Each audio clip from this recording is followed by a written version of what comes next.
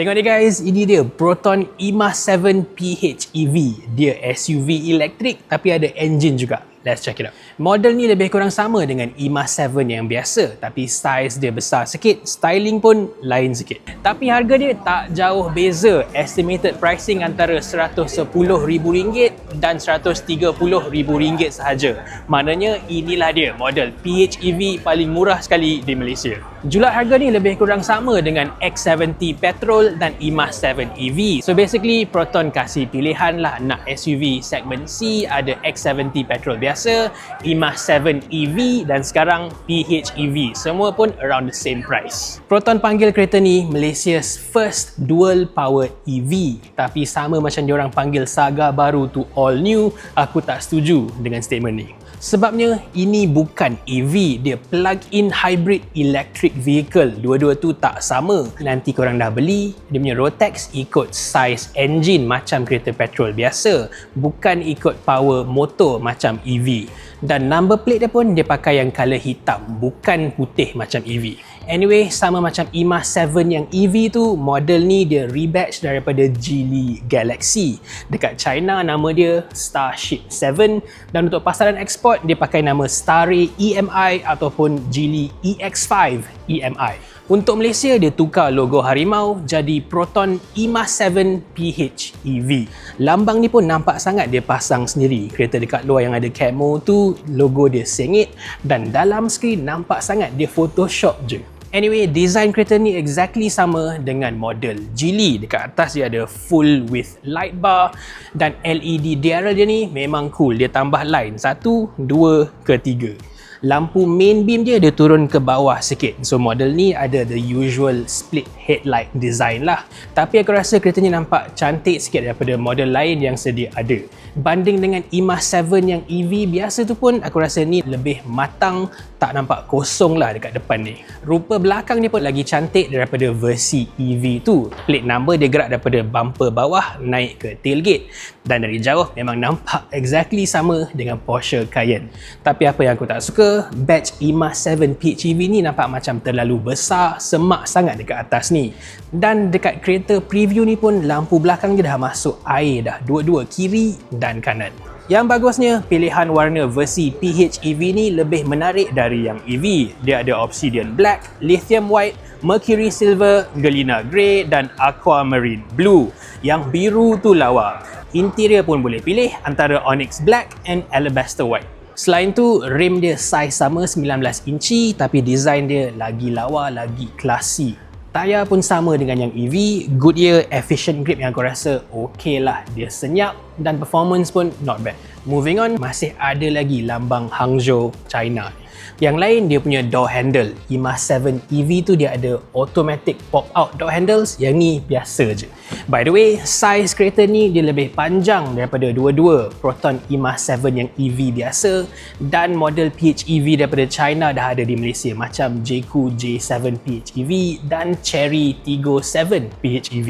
Ini untuk total length dengan wheelbase ya. Dua-dua pun Proton EMA 7 PHEV ni longest in the class. Masuk dekat dalam, dashboard dia exactly sama dengan EMA 7 yang versi EV. Ini lain daripada dekat China ya. Sebab dekat sana, Geely Starship 7 tu ada design lain dekat dalam. Proton cakap dia pakai dashboard design sama, so nanti dia nak buat CKD lagi senang, lagi murah. Pakai banyak common parts. Jadi, steering wheel, semua screen, HUD dekat atas dan kerusi depan semua sama je dengan EMA 7 EV. Yang aku perasan butang dekat kerusi depan ni dia tukar daripada chrome yang nampak janggal dalam model EV tu jadi satin silver. Yang ni match the rest of the cabin better lah. Selain tu, untuk variant yang ada sunroof, dia tambah physical controls nak buka tutup sunroof tu. Much better daripada kena masuk screen tengah lah. Tapi sama dengan model EV, nak tukar driving mode kena swipe bawah dulu baru tukar dalam screen.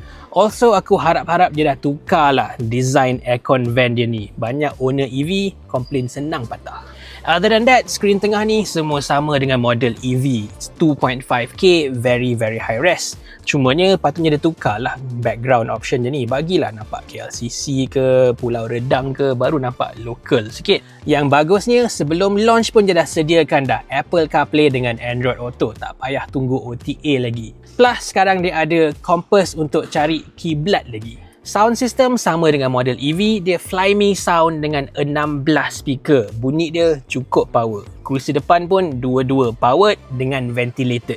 Masuk dekat belakang ni dia serius, besar, lebih kurang sama macam EMA 7 EV yang biasa. Ini lagi luas daripada Proton X70, Jeku J7 dan Chery Tiggo 7. That is both in terms of legroom and headroom, dan kerusi dia pun selesa, lantai dia flat. Dan dekat tengah ada rear aircon vents, USB chargers dan laci untuk sembunyikan barang. Tapi kalau EMA 7 EV yang biasa tu dia ada drawer besar dekat bawahnya nak simpan kasut. Yang versi PHEV ni tak ada sebab dia ada tangki minyak bawah kerusi belakang. Nasib baiklah boot PHEV ni lagi besar, lebih praktikal daripada yang versi EV. Ruang dia lebih 500 liter dan bawah lantai pun ada ekstra 100 liter lagi. Tapi macam biasa, kereta macam ni tak ada spare tayar ya. Dan satu lagi yang aku suka, dia dah siapkan ada tonneau cover ataupun penutup boot ni dari kilam. Tak payahlah ada aftermarket part dengan logo buruk macam yang EV tu. Dan sekarang perbezaan paling besar sekali lah antara EV dan PHEV. Dekat depan bonnet ni ada engine. So ini Geely punya 1.5 liter 4-cylinder NA engine. Lebih kurang sama je dengan apa yang Saga tu pakai, tapi yang ni dia lebih efisien lah. Geely tuntut dia punya thermal efficiency dia antara paling tinggi sekali di dunia, lebih 46%. Tapi apa yang kita dapat dekat Malaysia ni belum lagi the latest version lah. In China dia dah updatekan lagi advance lagi sampai 47%. By the way, Geely punya strategi untuk model PHEV dia lain kalau banding dengan Chery. Kalau model Jeku dengan Chery yang PHEV tu dia pakai engine 1.5 liter turbo, Geely pula pakai 1.5 liter NA sahaja. Geely cakap engine NA tak ada turbo ni dia jauh lebih efisien untuk charge balik bateri kereta ni. Tapi bila bateri tu dah kosong, engine ni kurang power lah nak pusingkan tayar, gerakkan kereta. Kalau yang Chery Jeku tu punya, dia ada turbo. Macam mana pun, Proton masih lagi claim kereta ni lagi power, lagi laju daripada lawan dia. 0 ke 100 dalam 8 saat sahaja.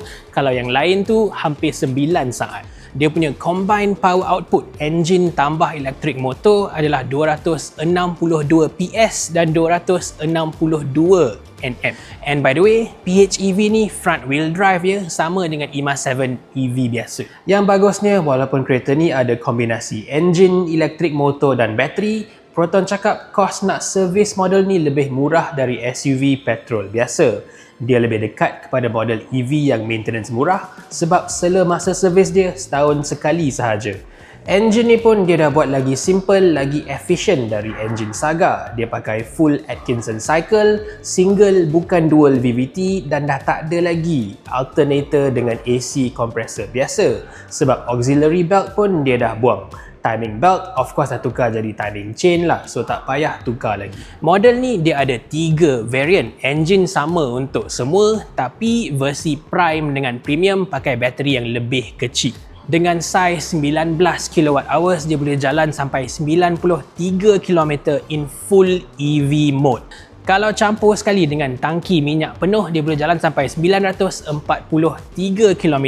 Dua-dua pun WLTP. Variant paling tinggi sekali, Premium Plus, ada bateri lebih besar, 30 kWh. Yang ni boleh jalan sampai 143 km in EV mode, dan dengan full tank sampai 996 km WLTP juga. By the way, Proton cuba marketkan model PHEV ni pakai range NEDC ya, bukan WLTP. Yang ni aku rasa pelik sikit lah sebab model EV diorang semua pun pakai WLTP, yang tu jauh lebih realistik. Obviously dia pilih NEDC untuk model ni sebab dia tak nak kalah dengan lawan dia lah. Model-model China yang lain pun semua pakai NEDC saja, bukan WLTP.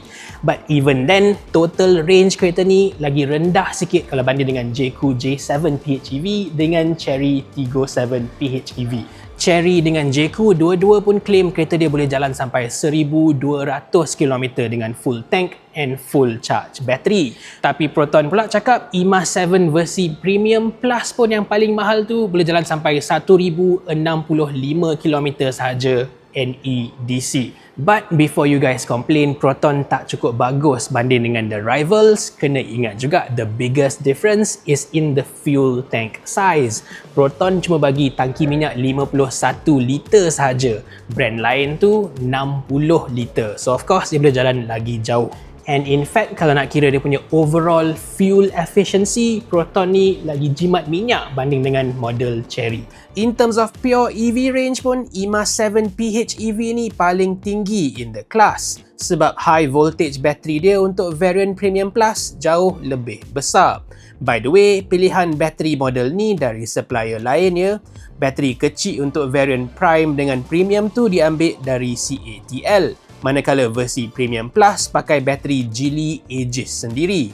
Tapi of course, dua-dua pun LFP lah. Plus boleh nampak Geely punya packaging ni untuk bateri pack dia memang bagus. Dia tak terlondeh sangat kat bawah macam PHEV brand lain. So kuranglah risiko bateri ni tersagat batu. Nak charge balik bateri ni, semua variant ada AC onboard charger 7kW. Untuk DC pula, versi bateri kecil boleh charge sampai 30kW, yang bateri besar sampai 60kW. Lagi laju daripada Cherry yang tu 40kW sahaja.